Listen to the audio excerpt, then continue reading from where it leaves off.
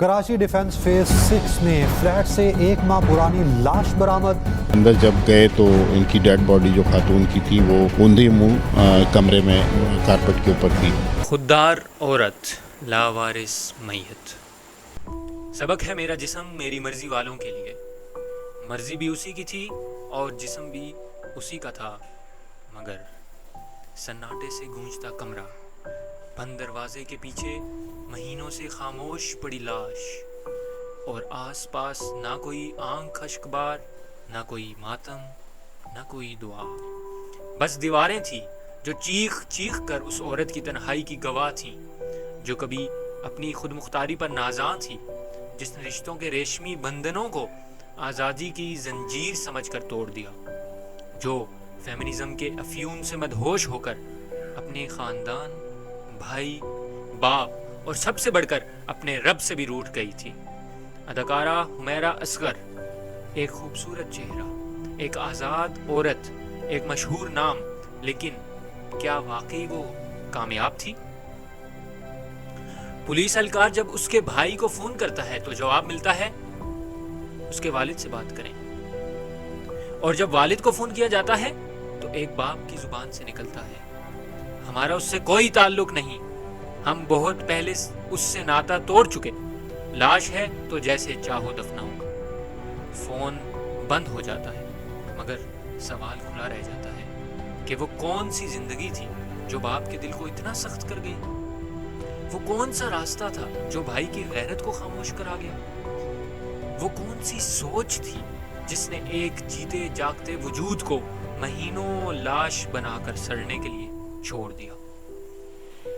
یہ محض ایک واقعہ نہیں، یہ فیمنزم کی وہ بھیانک تصویر ہے جو اشتہارات میں خوشنما، تقاریر میں متاثر کن اور سوشل میڈیا پر انقلابی لگتی ہے، مگر اندر سے کھوکھلی، تنہا اور اندھیرے سے لبریز ہوتی ہے. فیمنزم کا آغاز عورت کے حقوق سے ہوا، مگر انجام اس کی تنہائی پر ہو رہا ہے.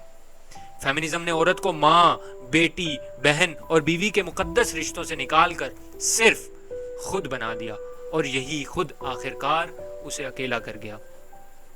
خاندان کا ادارہ جسے صدیوں کی تہذیب نے پروان چڑھایا، جس میں قربانیاں، محبتیں، ناراضیاں، مان اور رشتہ داریوں کی حرارت موجود تھی، اسے آج کی عورت نے زنجیر سمجھ کر کاٹ دیا. اور جب وقت کی تیز دھوپ نے جلایا تو کوئی سایہ دار درخت ساتھ نہ تھا. فیس بک کی دوستیں، انسٹاگرام کے فالوورز، ٹویٹر کی آزادی کے نعرے، سب خاموش تھے. باپ کا دروازہ بند تھا، بھائی کا دل پتھر ہو چکا تھا، اور ماں شاید برسوں پہلے رو رو کر مر چکی تھی. عجیب معاشرہ ہے یہ بھی، جہاں اگر بیٹی نافرمان ہو تو باپ ظالم کہلاتا ہے، اور اگر باپ لا تعلق ہو جائے تو بیٹی کی خود مختاری کا جشن منایا جاتا ہے. عورت جب گھر سے نکلے تو طاقتور کہلاتی ہے، جب طلاق لے تو با ہمت بن جاتی ہے، جب رشتے توڑے تو بغاوت نہیں بلکہ خود شعوری قرار پاتی ہے، اور جب مر جائے تنہا بوسیدہ لاش کی صورت تو سارا معاشرہ خاموش تماشائی بن جاتا ہے.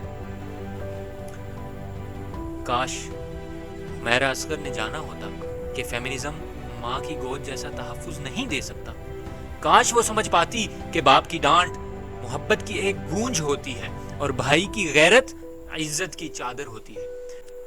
کاش وہ جان پاتی کہ مرد دشمنی کا نام عورت دوستی نہیں بلکہ یہ فکری گمراہی ہے جو عورت کو اس کے رب، اس کے دین اور اس کی فطرت سے کاٹ دیتی ہے. عورت مضبوط ضرور ہو، خود مختار بھی ہو، لیکن وہ اپنے اصل سے جڑی رہے. وہ ماں کا پیار، باپ کی شفقت، بھائی کی غیرت اور شوہر کی رفاقت کو بوجھ نہ سمجھے، ورنہ فیمنزم کی راہ میں جو منزل ہے وہ تنہائی ہے، بے رخی اور بے گورو کفن لاش ہے. حمیرہ اصغر چلی گئی، لیکن فیمنزم کی دھند میں گم اور کتنی بیٹیاں ایسی ہی گم ہو رہی ہیں. بس ہمیں تب ہوش آتا ہے جب تعفن زدہ لاش دیواروں سے سوال کرنے لگتی ہے، آزادی چاہیے تھی نا، لے لو، مگر اب میرے پاس کوئی نہیں.